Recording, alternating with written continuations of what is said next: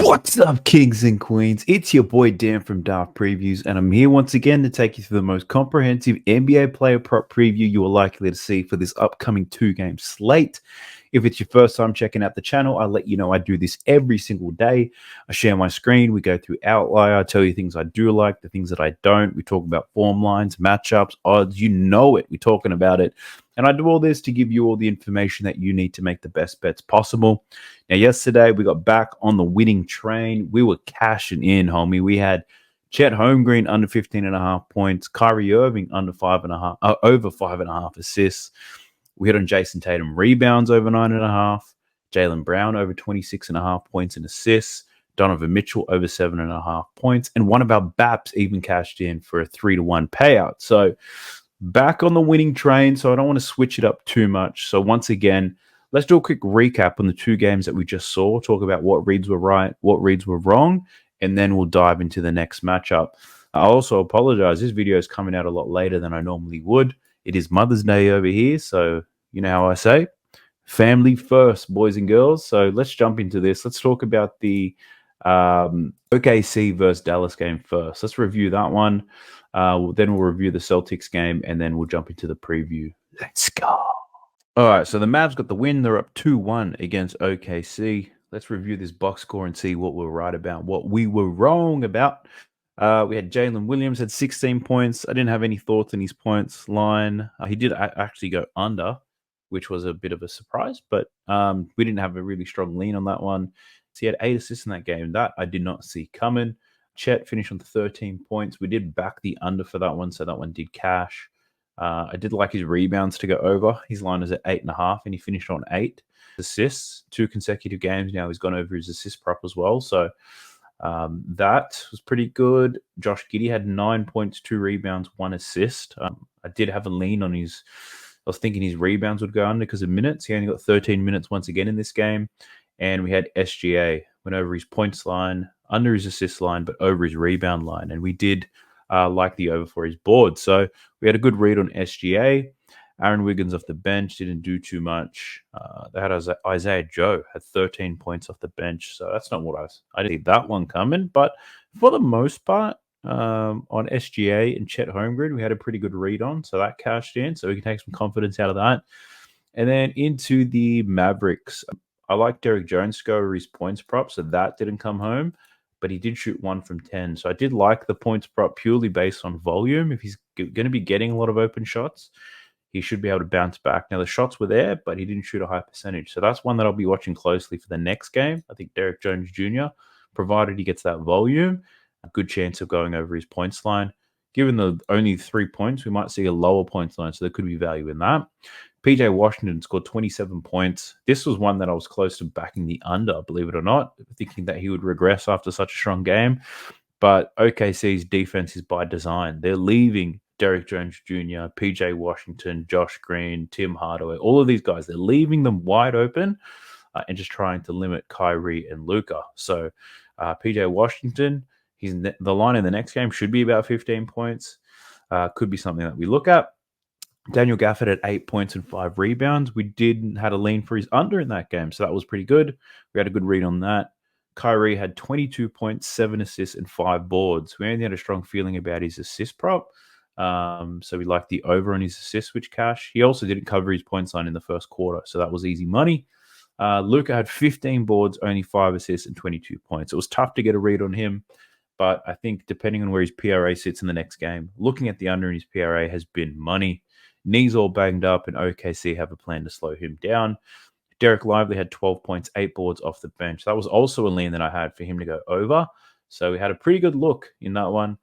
Things were looking nice, and we didn't have props up for Josh Green. Tim Hardaway we were a little bit hesitant on. So that particular game, we had a great read on. So things definitely, my thought process is it's doing the right thing. So. And then we jump into the Boston Celtics versus the Cavs game. The Celtics, 13-point winners. That we expected a bounce back.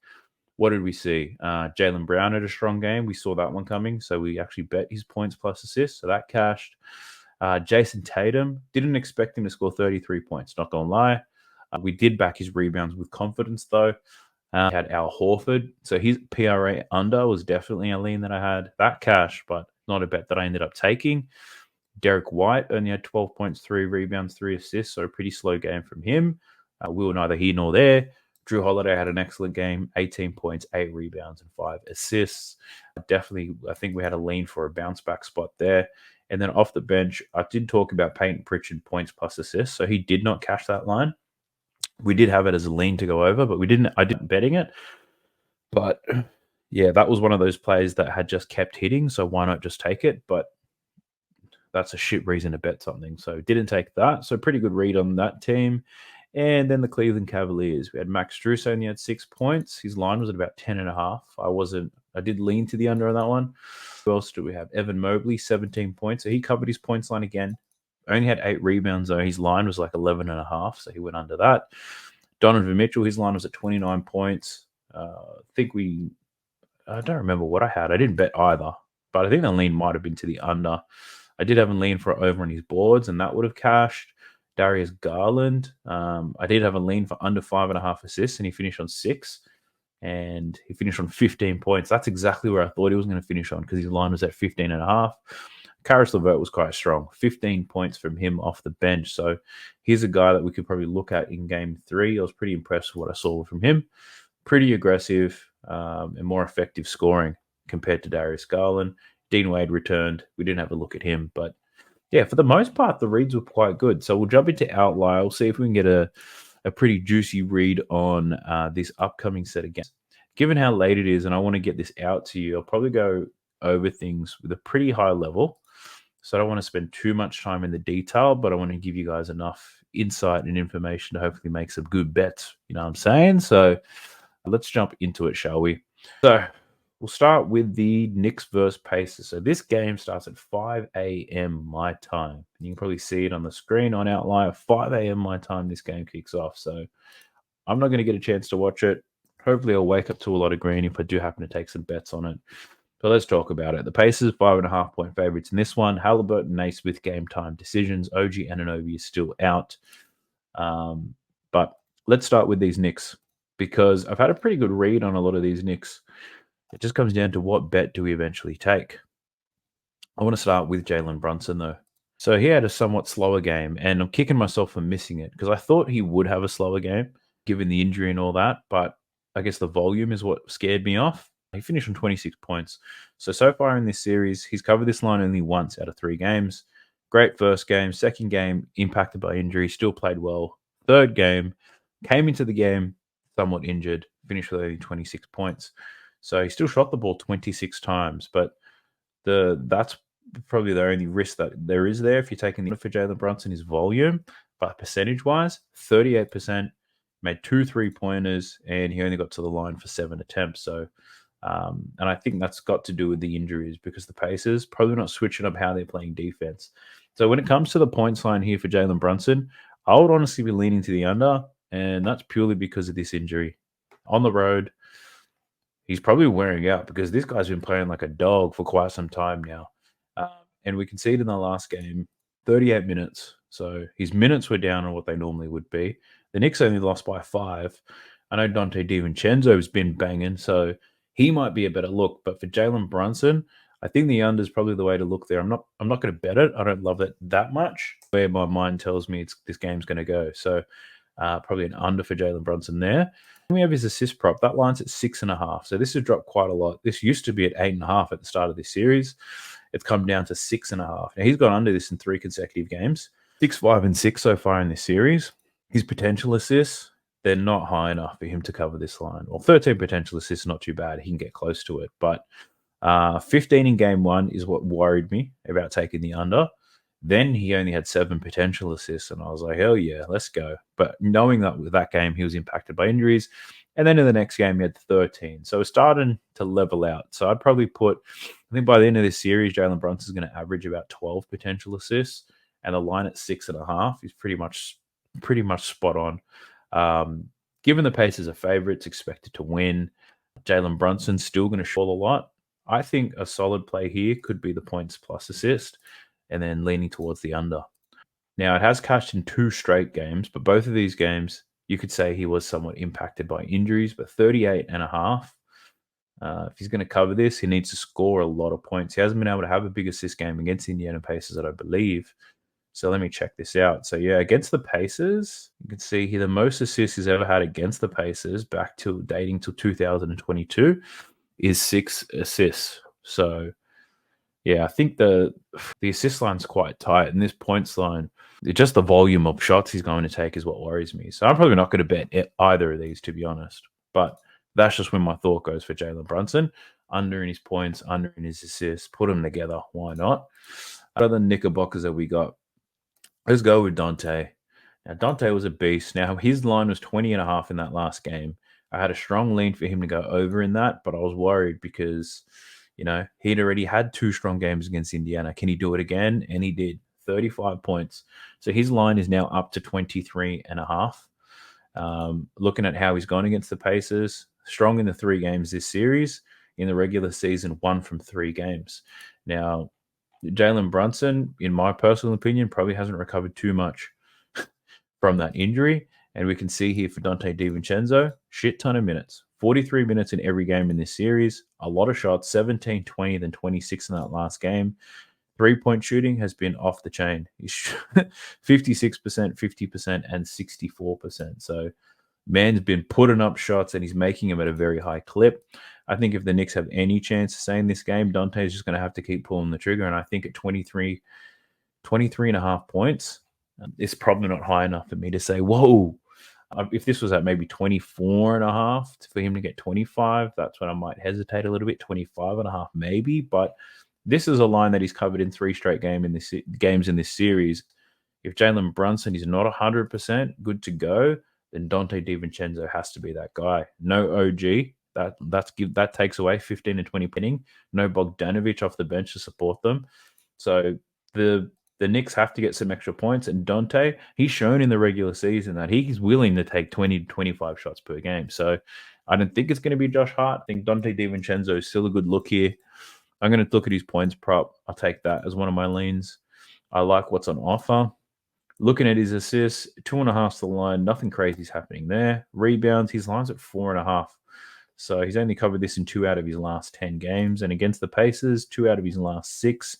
He had 8 rebound chances in that last game. The game where he did go over, he had 12 rebound chances. So Josh Hart's the one who's going to gobble up all the boards anyway. So I probably lean to the under here for Dante DiVincenzo for his rebounds, under 4.5. I think the points prop is a better play, but I might be able to put some value plays together. We shall see. All right, who else have we got in this motherfucker? We got Josh Hart, rebounding maestro. All right, so his points line is at 15.5. He's covered this in 7 out of his last 10 games. 2 out of the 3 games this series, he's cashed his line 24, 19, then 10 in that last game. He actually got some time on the bench, 43 minutes played for Josh Hart. Only took 7 shots in that last game, which is quite interesting. With OG out of the lineup, Josh Hart managed to shoot the ball less. 3-pointers, he's still not taking many 3-pointers, only attempted 1. His 3-point line is at 0.5, so minus 119 for Josh Hart to make 1. Now, the volume is not there. That's the only concern. But anyway, let's stick to his points prop. 15.5. He's not taking that many shots. He does have a good hit rate of this in the playoffs.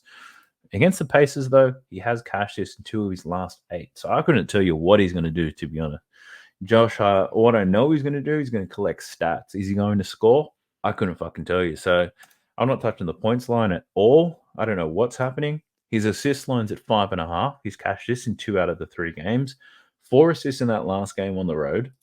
He had 8 potential assists, which is down from the 11 potential assists he got in the first 2 games. So low potential assists at 8, then yeah, the under is definitely the way to go. The problem is the odds for the under are terrible. So if you're playing fantasy apps, chalkboard, sleeper, prize picks, whatever those things are, then under 5.5 boards for Josh Hart. It's not a bad one to add to your parlay. And if we get to rebounds, this is where this man makes his money. Line's at 13.5. His rebound numbers in this series, 13, 15, and 18. He had 26 rebound chances in that game. So no OG. Hartenstein and Josh Hart, probably the main ones you'd expect to get a lot of rebounds. Precious Chua didn't get too many boards. Josh Hart was a freak. So look, I'd honestly lean to the over here for Josh Hart rebounds. I don't think I'm going to bet it because 13.5 rebounds is crazy, but I'm going to put that on the list for sure. So he makes the list, but I don't think I'm going to bet it. That's just way too high for my liking. What else have we got? Isaiah Hartenstein. Let's check this boy out. So his assists got my attention last time, but points. His point sign's at 10.5. He scored 6 points in this last game. And that's actually one thing I expected was some regression from Isaiah Hartenstein. He scored 13 and 14 points in the first 2 games of this series. A game that the Pacers were favourite to win. I thought it might be difficult for old Isaiah here. He only took 4 shots in that game, connected on 75% of them. So the volume was down. I didn't like the over because he was only taking 9 and 7 shots, and you needed points really. In that last game, he only took 4. He shot a very high percentage, but the volume just not there. So the line at 10.5, I'd probably lean to the under, but definitely something I'm not going to be betting. His assist prop, that might get my interest though, because in this last game, well, the game prior, where he had 8 assists, that was when Jalen Brunson got injured. So the Knicks offense had to change, and they didn't necessarily have another point guard who can create offense the way that Jalen Brunson does. So we saw a lot of Isaiah Hartenstein in the high post of finding cutters. So he finished the 8 assists in that game. The following game against Indiana, finished with 5 assists, but he only had 5 potential assists. So when he's making these passes, they're resulting in assists. The problem is he's not making too many of them. And at 4.5, I think that's a bit too high for me to play. So realistically, I'd lean to the under on that one, which is the favorite, minus 120. He has gone over in his last 2, but yeah, this is definitely one that I would lean to the under on. Again, this is one that I'm probably unlikely to bet. I don't love it, but this is where my mind's going. So I'll put that down as one of my leads in case you guys feeling a bit adventurous and want to bet on that and go for your life. But his rebound line at 10.5. Now, this one I was leaning to the under as well. He's cashed this in 1 of 3 games in this series, 6 and then 12 and then 8 rebounds in that last game. He had 16 rebound chances. So Josh Hart going off. So Isaiah Hartenstein finding a little bit difficult there. And if we look at the head-to-head matchups, he's only cashed this line twice out of 9 games against the Pacers. So Miles Turner obviously stretching out the floor. I think what determines Isaiah Hartenstein's rebounds is how good Miles Turner is going to play. So Miles Turner has a good scoring game. Chances are Isaiah Hartenstein's rebounds are going to go under because Miles Turner is shooting the ball a lot more. But when Miles Turner is having a quiet offensive night, Isaiah Hartenstein probably pick up more boards. So I think there's a bit of a correlation there. But I've got no strong feelings on the over or the under here for Isaiah, to be honest. But I think the assists under. I think that line has probably moved a little bit too high. 3. I think that line should be at 3.5. But let's see. Let's have a look at Miles McBride. So Miles McBride got some more runtime in that last game. His points line's at 8.5. He scored 10 points in that last game, played 28 minutes. So, and he's just part of the rotation now. Before, he was seldom if he was going to be used. With OG out, the Knicks go smaller and Miles McBride's going to get more minutes. So he shot 3 from 8 in that last game, 2 from 5 from downtown. So a lot of his shots do come from 3-pointers. I think 60 to 70% of all of his shots come from downtown. Line at 8.5. He took 8 shots in that last game and only shot 38% from the field, 40% from deep. If we look at his 3-point line, it's minus 140 to go over 1.5. So I think that might be a good look, knowing that Miles McBride's going to get minutes. Line at 8.5, though. If he's going to take 28, if he's going to play 28 minutes and he's going to take 8 shot attempts, then yeah, I think definitely the over is the way to go. But yeah, I'm not really loving that one either. Because if he's playing 8 shots to get 9 points, Miles McBride could do that. 60 to 70% of his shots are from downtown anyway. So he only needs to make 4 baskets, really. And it looks like he's going to get the minutes. I don't know if he's going to get the shots off. Dante DiVincenzo is just firing it up. He's got the ultimate green light at the moment. So McBride, yeah, definitely lean to the over, but not one of the players that I love the most. So just checking if I've missed anybody. We've got Alec Burks. Alec Burks and Precious Achiuwa. We'll have a look at them too. Now, Alec Burks, he has just been added to the rotation out of nowhere 14 points. So he played 21 minutes in that game. He wasn't getting many minutes prior to that. 21 minutes, he scored 14 points, 4 from 6, 2 from 4 from downtown, 4 from 5 from the line. And we saw it when he was playing for the Pistons earlier this season that he would just come on and just smoke teams. Like, very aggressive, getting his shots up, gives them another option. So I think off the bench, Alec Burks might be the better look than Miles McBride. Miles McBride is probably a defender first, whereas Alec Burks is on there to get buckets, really. So Alec Burks at 8.5 might be something that we can muck around with. I wonder if we can find any correlation with his minutes. We can look at games where he plays at least 20 minutes this season. Let's just put him at 20 to 25 minutes because it might have been games where he played more. In games where he's played 20 to 25 minutes this season, he's cashed this line in 12 of 15 games. Now, he's only done that with the Knicks. Yeah. He's only done that in 3 games since he's joined New York, playing 20 to 25 minutes. Scored 22, one of those games against the Pacers, 18 and 14 points. So, yeah, if Alec Burks is going to get minutes, then this 8.5 I can get all over. That might be one that we play. So that could be, and it's plus money too. So let me get a piece of that. Alec Burks. All right, let's have a look at Precious Achua. So Precious Achua expected to get more game time with no OG. Hasn't necessarily been lighting it up though. So his points line's only at 6.5. He only got 21 minutes actually in that last game. Scored 5 points, which isn't great. And then if we look at his boards, 6.5 rebounds the line. He finished on 6 rebounds in that last game. Rebound chances were at about 10 and 11 in the last 2. So I feel like, yeah, his lines are probably a little bit too high. Points and rebounds, I'd be looking at the under 12.5 Precious, but that feels like a really sweaty bet. So I don't necessarily love that. I think I'll just avoid that one altogether. Sorry, Precious. I ain't feeling your dog. All right, let's have a look at these Indiana Pacers. Speeding through this one a little bit quicker, but just letting you know what my thoughts are on each one, so not smashing out too many numbers.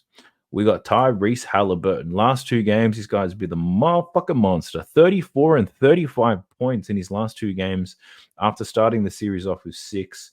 What back spasms. My man's not being slowed down.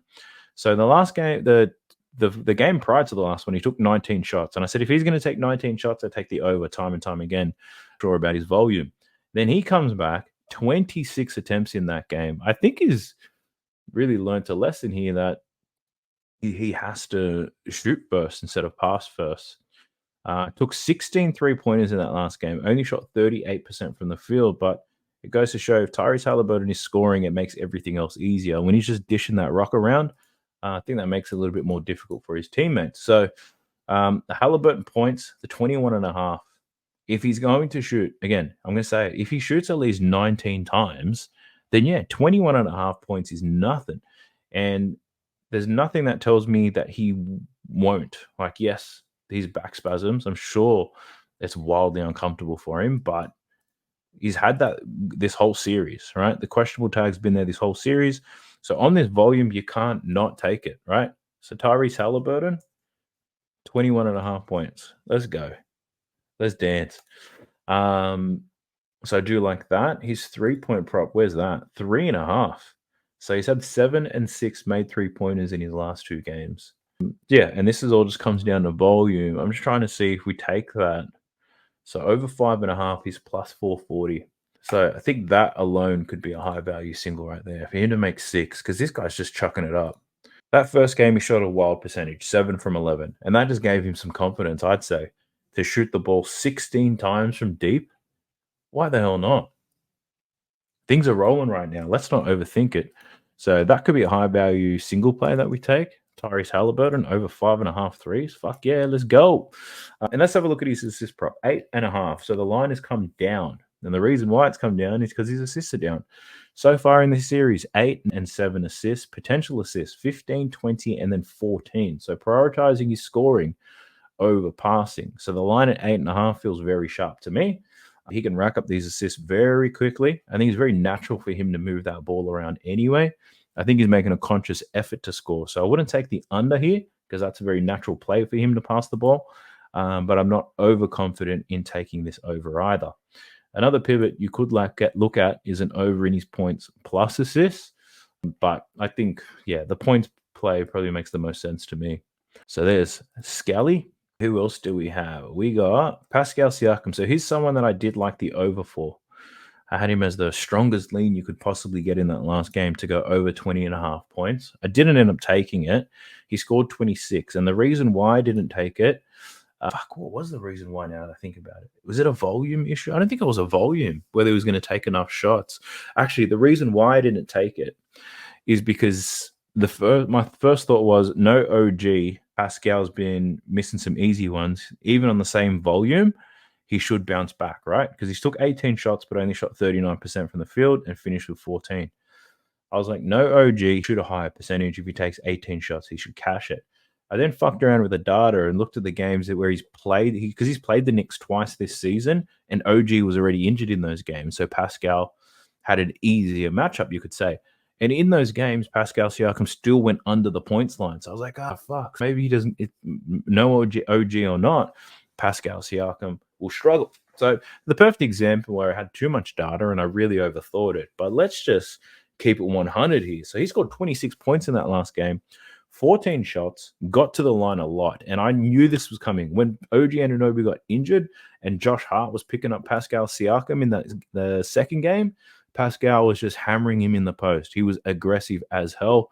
And I expected that in game 3. And he did exactly that. Got to the free throw line, highly aggressive. So, yeah, I think it's definitely a play that I'm willing to look at. 21.5 points. I don't mind that. I think we could see a repeat for a lot of these guys. Now, a lot of the times I'm choosing not to play things because, people make adjustments and whatnot. But the Knicks, they're only playing 7 guys. What other adjustments can you make? Pascal Siakam's not your problem. So, yeah, I'm liking the over there for Pascal Siakam. Then we look at his rebounds, 7.5. I don't want to touch this. He's gone 6, 9, and 7 in the 3 games. He had 13 rebound chances in that last one. The rebound play for Siakam, I've got zero confidence in betting that whatsoever. The over or the under. I don't want to go near it. His assist props at 3.5. He only had 1 assist in that last game, 4 potential assists. So I don't want to fuck with that either. Just give me the points, Pascal, and get the fuck out of here. So there's Siakam. Who else we got? Miles Turner.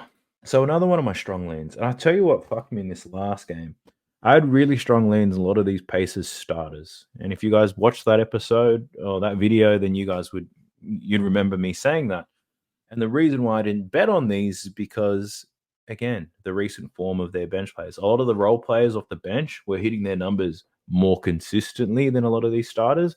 So I bet on a lot of those. So, yeah, I probably won't do that again, but we'll see where my mind goes. Don't want to make them a mistake in just betting all the starters either. So, but let's have a look. Miles Turner, 23 in game 1, 6 points in game 2, then 21 points in game 3. Now, do I expect him to replicate that? My gut feeling says no. I might go under today. 7 for 13 in that last game, 2 for 5 from deep, 5 from 6 from the line. And he just covered this by 3 points. So in terms of volume, he only took 13 a shot. So there's still some room for more. But in saying that, he did get to the free throw line quite a lot. So a somewhat aggressive game from Miles Turner. And he shot a pretty high percentage, 54% from the field, 40% from 3, 83% from the line. So Miles Turner had a great game. He overperformed for sure. But Miles Turner, you can see it in this graph. He's not necessarily one of those guys that's going to consistently give you 15 to 18 points, right? He's going to give you 20 plus, or he's going to give you fuck all. So I'm not overly keen on playing this, just knowing how volatile he is. I lean to the under for sure. That's the way that I'm leaning, but I don't think that's something that I'm going to bet on. But I'm going to keep track of that anyway. So we'll track all the leans, see if my thought process is right. With then his rebounds prop, I had a strong lean to the under 7.5 in the last game. He finished with 10. Luckily, I didn't bet that because my concern was the rebound chances being so low. In that last game, 18 rebound chances from Miles Turner. So that's just something I didn't see. I didn't think he'd get those opportunities. Now, those 18 rebound chances, that might be an outlier because not so had been seeing quite frequently. So as a lean of mine, I'd lean to the under here. The under is plus money now for Miles Turner because he had one big game. And look, it could be the same script. The script could be that the Pacers win in a close game at home against the Knicks and Jalen Brunson continues to struggle, right? That could be the script. But in terms of just Miles Turner, 18 rebound chances, I find it difficult that he can get that in 2 consecutive games in a row. So I have that as a lean to an under. Probably not something that I'm going to bet, though, just being honest with you. All right. We then have Andrew Nemhard.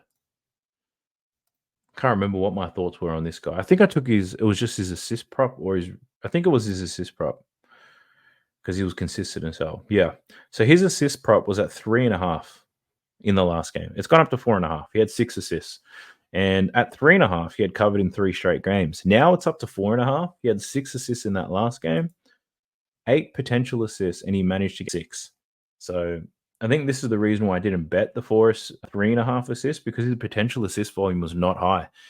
And now the line's up to 4.5. I think the under's definitely the way here. The under's at minus 155 though. So again, this is one of your fantasy app type of deals. The odds aren't great for a straight bet, but if you're whacking it into your parlay, I think Nemhard under his assists is probably a good way because that line has moved. His points line at 9.5. He had been cashing this like consecutively throughout this playoffs. That last game only finished with 5 points, 2 from 8. But this 3-pointer that he made, that was to pretty much seal the game, right? I'm pretty sure it was. Haley passes it to him on the left wing, and he ISOs for a deep 3. So, yeah, he's sitting on 2 points for a very long time, Andrew Nemhard. But I don't have any thoughts on him. Who else have we got? I'm just getting closer to pain here. I can feel it. Let's go with TJ McConnell. Now, he was one of the most popular bets on the board, and I swear can you guys do me a favor? If any of the picks that I land on, or even if it's not one that I land on, just put a comment in the comment section saying this is the most popular bet, and then just tell me what it is. Because these popular bets, they suck. If everybody can find the same bet that easy, chances are it's going to lose. It happens way too often. So every man and their dog had TJ McConnell over his points and assists, and it makes sense because they cashed in the prior 2 games. But that's a shit way of thinking of it. 6 points in that last game, only got 19 minutes. He shot 3 from 10, which is pretty poor, but the volume was pretty good. Now, TJ McConnell normally shoots above 50%. So the under is probably the outlier there. So this is one of those plays where I might even consider running the same thing back, TJ McConnell over points and assists.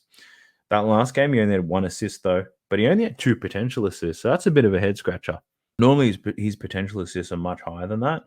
So I think the points might be the better look for TJ McConnell if you want to bet anything. Because points-wise, we can see here that he's shooting 9 to 10 times per game, and he's someone who shoots a pretty high percentage. If we look at his head-to-head numbers against the Knicks, in 8 games, he's shooting 55% from the field, 9.3 attempts, averaging 11.1 points per game. So covering this line, it just really comes down to volume. Can he get enough volume out there? 10 shots is more than enough. I'd lean to the over, but that's not one that I really want to bet. And that's just my gut. It might be some emotions. I could be over dramatic, right? But yeah, I'm not really loving TJ McConnell. And then we have fucking Obi Toppin. My God. This was another play that every son of a bitch was on. And I was like, not taking Obi Toppin for the first 2 games of this series. I'm like, nah, I'm not buying. I am not buying it. And then boom, took his points line. He finished on 2 points. The day that I was waiting on actually happened. And of course, if I look at this graph, of course it did. He just scored 20 points, right? Like he was peaking up so high, he had to come crashing down, and crash he did. So he still got 19 minutes. He only took 4 shots. He was 1 from 4, 0 from 1 from deep, and then he didn't make a free throw either. So Obi Toppin, can he bounce back? Yes. I think there is a bounce back spot there for him. I just don't think it's going to be in this game. I think the game he bounces back is in a game where the Pacers lose. And I think they're going to win this game. Rebound-wise, 3.5 for Obi. Only had 1 rebound in that last game. Only had 3 rebound chances. So, yeah, I'm not really feeling Obi anymore. I think there is a time where he does bounce back. And I think it might be when they go back to New York. So the next game is where I'd be looking at Obi, but not in this one. Not fresh after a shit game. I don't want any of that. And then we've got Ben Shepherd. So his PRA been cashing really well. until that last game. So this was a bet that I was just taking it over and over again, waiting for it to burn. And then it finally did. He had 2 points, 4 rebounds, and 1 in that last game. He actually took the shots he normally does, but he only shot 1 from 5, 0 from 2 from 3. So his shot percentage was down. A lot of the Pacers bench were pretty poor. So Ben Shepherd should bounce back. I'm not betting it, but I am leaning the over here for Ben Shepherd, purely because he had one bad game.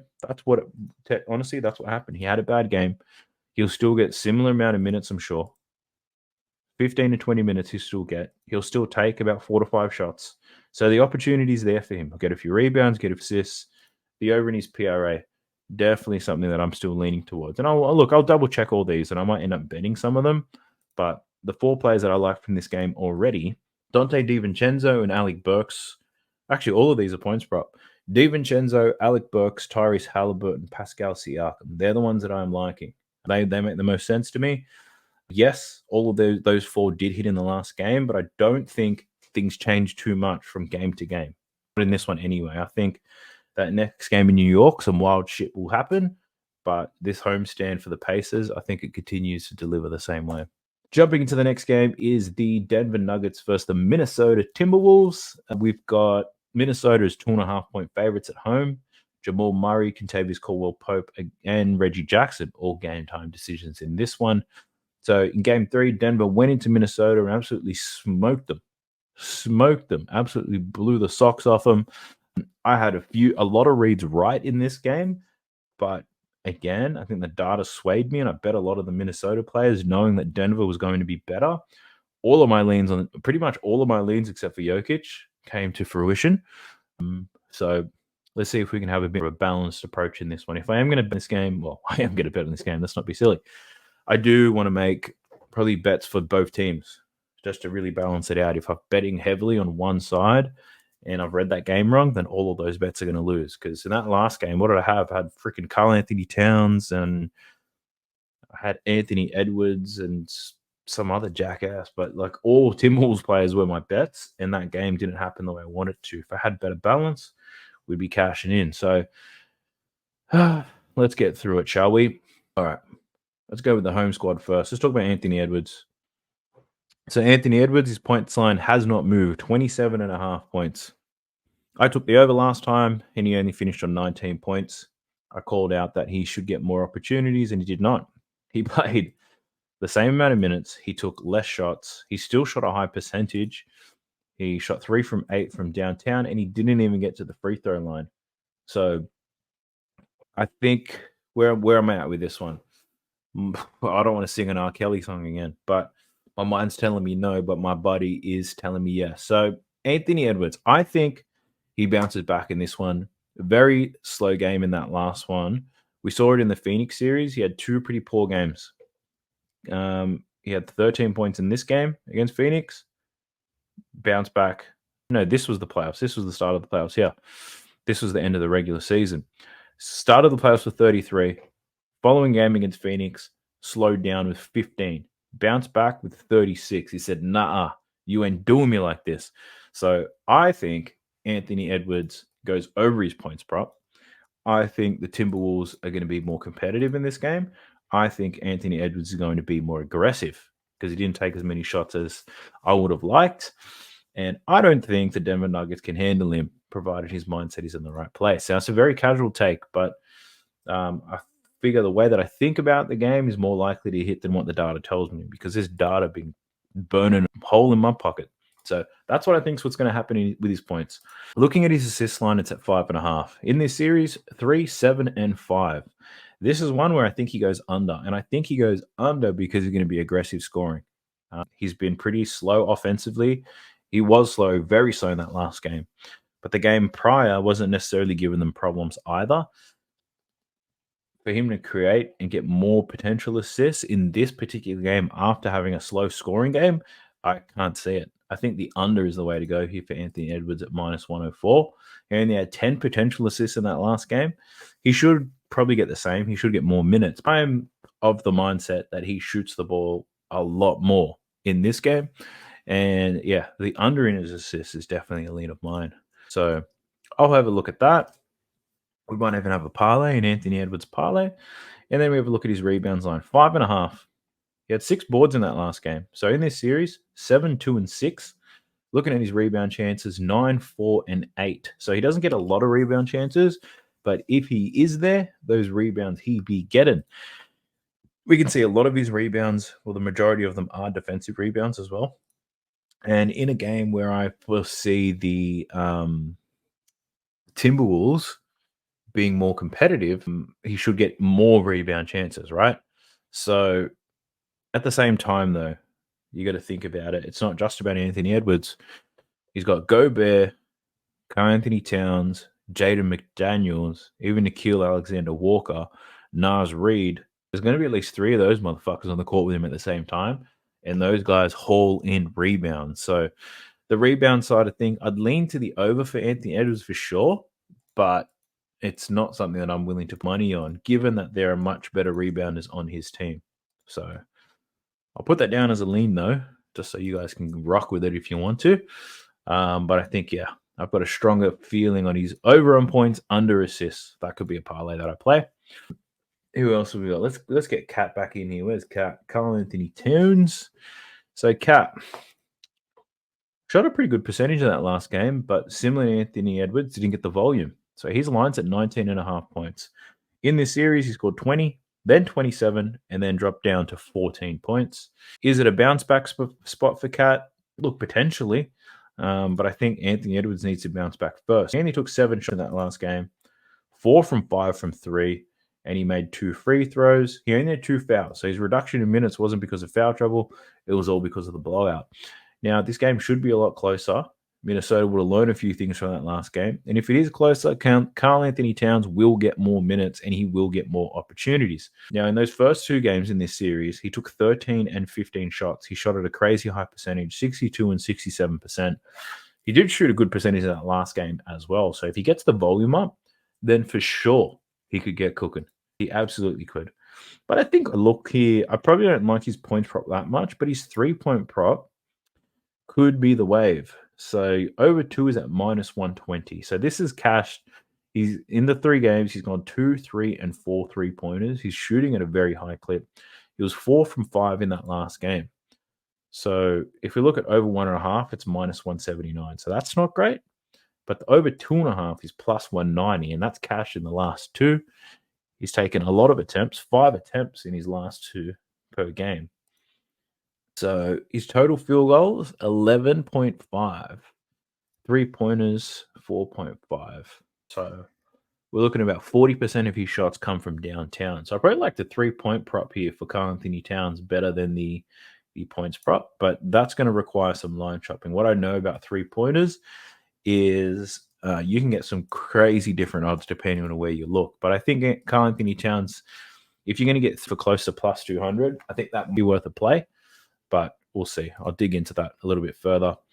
Let's have a look at his rebound prop. It's at 6.5, minus 140 though. His rebound numbers, check this out: 4 in game 1, 12 in game 2, then back down to 5 in game 3. Rudy's back, which means less rebound chances for Karl Anthony Towns. So that makes it a little bit difficult to make this play. He is the primary defender of Nikola Jokic. So, yeah, I've got no thoughts on Karl Anthony Towns' rebounds. I'd just say avoid that. That's the best tip I can give you on him. Also, we got on this joint, we got Mike Conley. He had a pretty decent game in that last one. Let's take a look. Points line at 10.5. He scored 10 points in that last game. So he's gone 14, 4, and 10.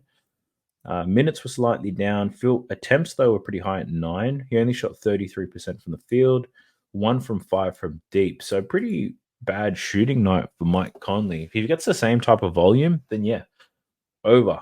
Definitely the way. And I think he does get the same volume, but we can't speak on his percentages here. But I do feel like, honestly, I've made up this script in my mind that not Carl, Anthony Edwards goes ham today. He's aggressive as hell, and everybody else gets the hell out of his way. So I think for the Timberwolves, I might only have Anthony Edwards points, and I won't be man enough to back any of the others. But Mike Conley over. Yeah, I'm not even going to put it on my leans list. I'll just leave it as a thought. How about that? We then have his assist prop, 6.5, plus money for the over. He's gone 10, 6, and 6 in the 3 games in this series. His potential assists, pretty much consistent. So it's, I think the line is pretty much spot on at 6.5. He's probably going to finish on 6 or 7, let's be honest. But you could take an alternate one, 4.5, if you're looking at parlays. I think that could be a good look for Mike Conley. We might bap it up. Well, we will bap it up because that's what I do. We'll check that one out. And then his rebound line, 3.5. So we took the 2.5 rebounds in the last game. I got it at like minus 134. So this line's now up to 3.5, plus money for 3.5. And he's cashed this in 8 of his last 10 games. He had 9 rebound chances in that last game, though, which is pretty wild. All of those defensive. So not only does Anthony Edwards have to worry about all these other animals getting boards, but Mike Conley in there scooping up these loose rebounds too. So, yeah, Mike Conley boards. Can we do it again? Should we back at the 3.5? Let's cash in 2 out of the 3 games. But if I do take this bet, it's purely just because of the hit rate, nothing else. So I'd lean to the over on this one. It's a plus money play. I don't know if I'm going to bet it, though. I'm trying to be a little bit more conservative, you know what I mean? So Mike Conley, I'll put you on the list of maybes, my friend. We then have Rudy Gobert. I already know I'm not going to be betting on Rudy Gobert. I don't know what the hell this big-ass Frenchman is doing. Points-wise, line's at 11.5. He's gone under in both games this series. 6 points in both of the games. 6 and 5 field goal attempts. Not getting to the free throw line very well at all. So I'd probably lean to the under. Now, he's had excellent games in the past. Against Phoenix, he was a fucking animal. And against Denver in the past, Rudy was an absolute machine. But so far in this playoff series, nothing. You're not hearing nothing out of Rudy. His attempts aren't there. His percentages are down. He's not getting to the free throw line. And I think the more Anthony Edwards has the ball, the less likely Rudy Gobert is to score. So if Anthony Edwards drives or there's a pick and roll, Anthony Edwards is taking it all the way. He's not dumping it off to Rudy. So my lean here is the under, but I'm probably not going to bet it. I'm leaning the under. I think that's what the data is telling me, to take the under. But my mind is concerned about this has happened in 2 consecutive games, and we're going to bet it to happen for the 3rd game in a row. That's all I'm thinking. So, but the data is telling me under. He's not taking the attempts. He's not getting to the free throw line. He's not going to cover this line. But I worry because in the past, against Phoenix, he gave him problems. Against Denver in the playoffs last year, Rudy gave him problems. So that's the only reason I'm not going to be betting it. But the data says yes. Rebounds, 12.5 is the line. He had 13 in the first game and then 4 in the most recent game. He only had 10 rebound chances. But again, these rebound numbers are skewed because that game was an absolute blowout. No one expected that to happen. I'd probably lean to the over here purely on the bounce back factor. But yeah, I'm not feeling your Rudy. Who else have we got up in here? We got Jaden McDaniels. We've got Jaden McDaniels, and then we'll look at Naz Reid, and we'll look at Nickeil Alexander-Walker as well. So Jaden McDaniels, his points props at 8.5. He finally started to score some points, 10 points in the last game. He only had 21 minutes. He still took the same number of shots he normally does. He just shot them at a higher clip. 0 from 2 from 3, and he got to the free throw line a little bit. So, yeah, I've got no strong read here on Jaden McDaniels. His rebound prop, 3.5 bit of value.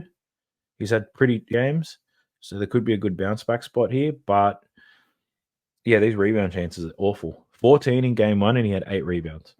4 rebound chances in game 2, finished with 2, and then 5 rebound chances in that most recent game, finishing with 3. So, I think the ceiling is there for Jaden McDaniels. He's more than capable of it. But if Jamal Murray is going to start cooking, then this guy's not going to get any boards, that's for sure. So, yeah, I probably have to pass on anything Jaden McDaniels related right now. And then we got Naz Reid, another one of the dickheads that I bet for the Timberwolves who sucked. So Naz Reid points, 10.5. He's cashed this in 2 out of the 3 games, 16, 14, and then 7. The 16 and the 14 is an overperformance. He did have only 20 minutes in that last game, 2 for 7, 1 from 3 from deep. So I think he's going to be better than that, but is he going to be good enough to cover 10.5? That I am unsure of. I think maybe not in this game in Minnesota. Actually, if it is a home game, this is probably the game where he bounced back. But this series is all types of fucked up. So I just know. I just got a bad feeling. That's all I'm going to say. The data tells me he goes over. He should bounce back, but my feeling is no. Rebound-wise, his line's at 3.5. He only had 1 rebound in that last game, and he had 1 rebound chance in, 20 minutes. Bloke's almost 7 foot, 1 rebound chance. Unbelievable. All right, let's have a quick look at Nikhil Alexander Walker.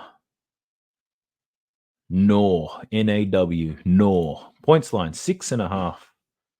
He's covered this in 1 of 3 games. He only had 6 points in the last game in 25 minutes. He only took 5 shots, which is the lowest he had so far in this series. 0 from 3 from downtown. So, yeah, I'd probably lean to the under, but I wouldn't bet that. Rebounds, his line's at 1.5. So he's gone 0 rebounds, then 6, and then 0, which is just crazy. I don't know what this guy's on. All right, I don't like any of those players. Let's get into these Denver Nuggets and see what type of juice we can come up with. Firstly, Jokic. I don't know what the hell this guy's going to do whenever he steps on the floor. I couldn't tell you. I can't read him. He looks like Play-Doh. His points line's at 27.5. He went 32 points in game 1, 16 in game 2, 24 in game 3. The minutes are there for Jokic for sure. His shot attempts are all over the place. 25, 13, and then 18 in the last game.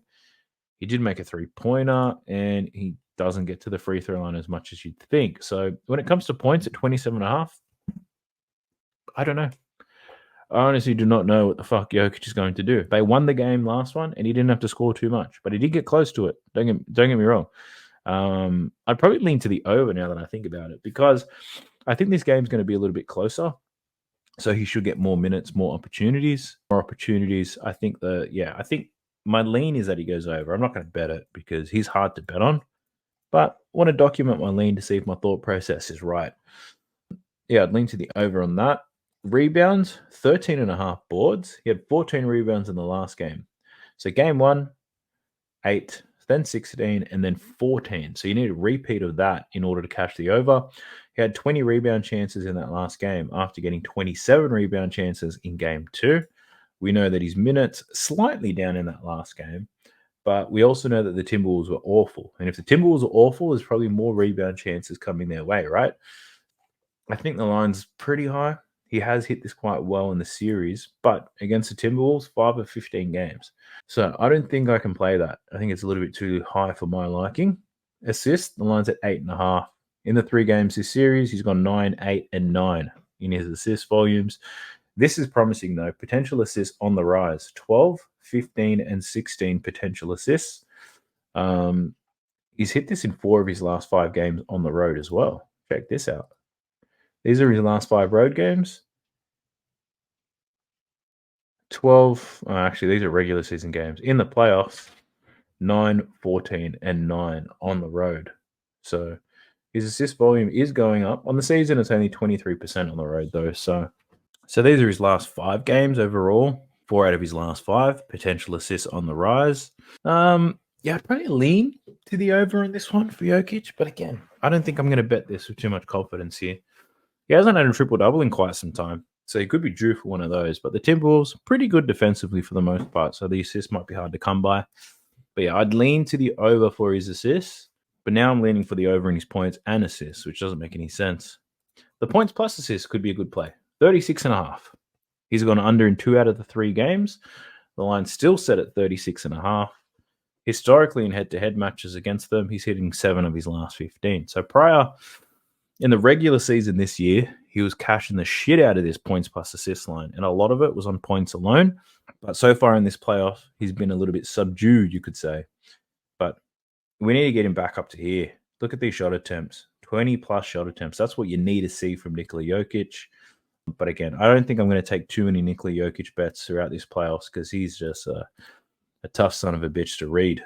Now we get into Jamal Muzza. That's what we'd call him here in Australia, but he's Canadian, so Jamal Murray it is. His points line, Jamal, 21.5. Finally had a strong game. He scored 24 points in that last one. So he went 17, 8, and 24. He played almost 38 minutes, took 21 shots, 52% from the field, 2 from 5 from deep, and he didn't even get to the free throw line, which is pretty wild.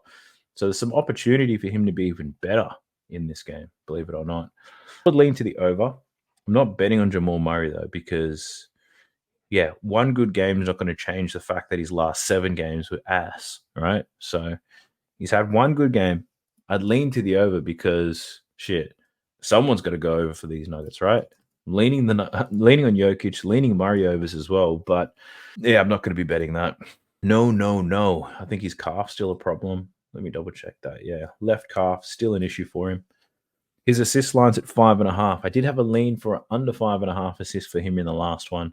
He did have 10 potential assists, though, which is the most he's had so far in this series, but still, only finished on the 5. So the under is minus 118. It's definitely the way that I'd be looking again. But in saying that, he had a strong scoring game, so they might change their defense up on him and force him to pass the ball more potentially. But Jamal Murray wasn't the problem for the Minnesota Timberwolves. The Minnesota Timberwolves were the problem for the Timberwolves. Their offense was shit. They only scored 90 points in that game. So Jamal Murray, not a major issue for them, I don't think. I think they could live with him scoring 24 points a night. So the assists, yeah, probably have to go back to leaning to the under for Jamal Murray assists. I think that 10 potential assists, that being the highest we've seen so far in the 3 games, if you average it out, what's he getting? 10, 18, 24 divided by 3 is 8. Science. So he's averaging 8 potential assists per game in these 3. You need him to get 6 assists off 8, an average of 8. I don't think so. So I'm talk myself into betting that one. So there's Jamal Murray. Let's look at his boards. 3.5 to the line. Numbers a little bit crazy. 1 rebound, then 13, and then 4. Rebound chances 5, 18, and 6. I'm not going anywhere near that. I'm going to pass. All right, who else we got? We got AG, Aaron Gordon. Now, Aaron Gordon, I did tell you the under in his. Also, what I say, I didn't bet it because I'm an idiot sometimes. But he did go under his rebound line. But let's talk about his points real quick. Line's at 11.5. So far in this series, 9, 20, and then 13 points for Aaron Gordon. 11.5 is quite low. I think that's really low because the last time the line was at like 13.5 or something crazy like that because he's very close to this line, 12, 13, 14. These are his games against the Minnesota Timberwolves. He's always hovering around there. So 11.5, we've really seen this line come down. And I think this might be a good spot to buy the over. So I really do like the over for this one. I think this line's moved too low. I don't know why it's moved, though. Because he scored 13 in the last game. Interesting. Well, his attempts went very high. He was 5 from 7. So only took 7 shots in that last game. He made 3 out of 4 3-pointers. So, yeah, his volume was very low. So, fair enough. If the volume's going to be that low, then it makes sense for that line to drop. I'm not going to lie. But I do like the over still. I'm leaning to the over. And then if we look at his rebounds, let's look at his rebounds. 4.5 is the line. Minus 150. So far against Minnesota. Check this out. 3, 4, and 2. Lines at 4.5. Please explain. Looking at his rebound chances, 5, 8, and 3. So he's not even that last game. He only had 3 rebound chances. His line is set at 5. Now, chuck some hood mathematics. 5 plus 8 is 13 plus 3 is 16 divided by 3 is what? 5 point something, right? So he's getting 5 point something rebound chances per game, and his line is at 4.5, and it's minus 150. So the maths doesn't work out here. This is a little bit of a sports books here. I'm going to put this down as a lean. I think he goes over his fucking rebound line because this doesn't make any sense to me. All signs point to the under. It's almost impossible for him to get 5 rebounds based on the rebound chances from the last 3 games. But the line's still at 4.5. I'm telling you, he's going over. He is going over. He's going over his points and his rebound line. I'm putting those down as leans. I'm not going to take them, but this is sometimes he's going over his points and rebounds. Let's look at his assists. Line's at 4.5. It's plus money, plus 136. So far as in this series, 6, 2, and 5 assists. His minutes have not changed, 33 minutes a night. Potential assists, they're not very high. So his potential assist to assist ratio is very high. So he doesn't have to pass the ball that much to get these assists, but I'm not willing to play with that. I'd prefer some better volume there out of AG. Who else we got? Michael Porter Jr. So I liked his points prop in the last game. I didn't take it because I was worried about volume, meaning the number of shots he was going to take. He responded by taking less shots than I thought he was going to take. Only took 10, but shot 60% from the field, scored 21 points because he shot 4 from 5 from deep, and I should have seen that coming. He was 1 from 7 in the previous game, answers with 4 from 5. So that was a very easy one that I missed, a good bounce back opportunity for someone who has been consistent in this playoffs. Finally had a bad game, and then he bounced back. So that was a strong lean that I had, and I did not take. So what do I think about it today? His line has dropped. He had a 21-point outing, and his line has gone down. These sportsbooks, man, I swear they'd be tricking y'all. I feel like this is a bit of bait. I can't take the over because it's too obvious to take the over. Look what he's been doing in these playoffs. Look at this. His lowest scoring game outside of that 9-point game is 19, and his line is set at 16.5. His volume, keep in mind, his volume is still low. His volume is still low. He's not taking many shots against Minnesota, and Minnesota are going to be better in this game. I'm going to look, the numbers don't say it, but this graph is redder than my nutsack, but I'm going to put this down as a lean.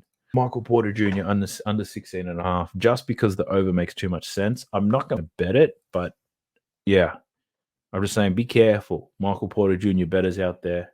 If you're looking at the data's saying bang the shit out of that over because this line is too low. I don't think I can entertain it.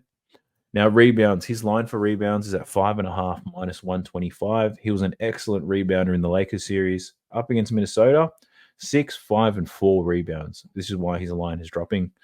Rebound chances, 14, 9, and then only 5 in that last game. But fair enough. He only saw 30 minutes, so 10 minutes lower than what he had been seeing.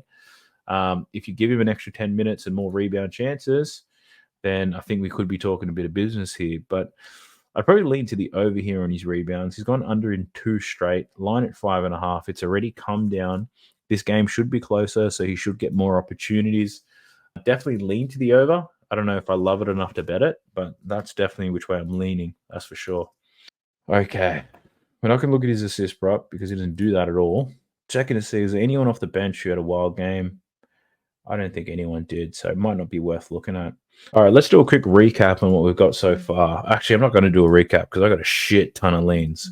As you know, I'll put all of my leans in the pinned comment. It is very late right now, and I'm conscious that this game, the first game, it starts in about 7 to 8 hours from when I'm recording this. So by the time I'm done editing, which I'm going to do quickly, and upload, there's going to be limited time. So I'm not going to spend too much time mucking around. I want to get this video out to you. I'll put all the leans in the pinned comment. When I do, and this is why Winnable is the best way for me to get the bets out to you, because I don't know when I'm going to be able to get them done. What I do know is if you follow me on Winnable, which is free, then at least you'll be notified whenever those bets do come out, right? So I'll get that shit popping and I'll send it all out to you. I'm just checking to see if, racking my brain, if there's any other announcements that I need to make. Oh, here's one thing. In all the coaching sessions that I've done so far, a very popular topic has been around betting tools, websites and stuff that I use. Obviously, Outlier is one of many, and there's probably about 8 to 10 different websites that I use specifically for the NBA. What I'm going to do is I'm going to put these into a document that you can download that has all the betting resources that I use, and I'll put up a little blurb as to what I use them for. And I'll put them into the video description. If you guys want to check that out, you can get all my NBA betting resources, all the ones that I use. You can download those. So I'll try to do it tonight. If not tonight, I'll definitely have it by tomorrow. But keep your eyes open for that. I'll put that in the video description, and I might even put it as the pinned comment as well. But I'm gonna go fuck right off. I'm gonna edit this shit and get it out to you. Best of luck. Want to chop it up and chat with me, jump into the Discord. We'll be chatting shit and sharing slips and insights every single day. But I'll catch you guys in the next one. Peace. Sub to the channel cause your boy's getting busy. Coming to your line from the west side of Sydney. We've got the free picks and the juice and the daily. It's all free, you don't even have to pay me.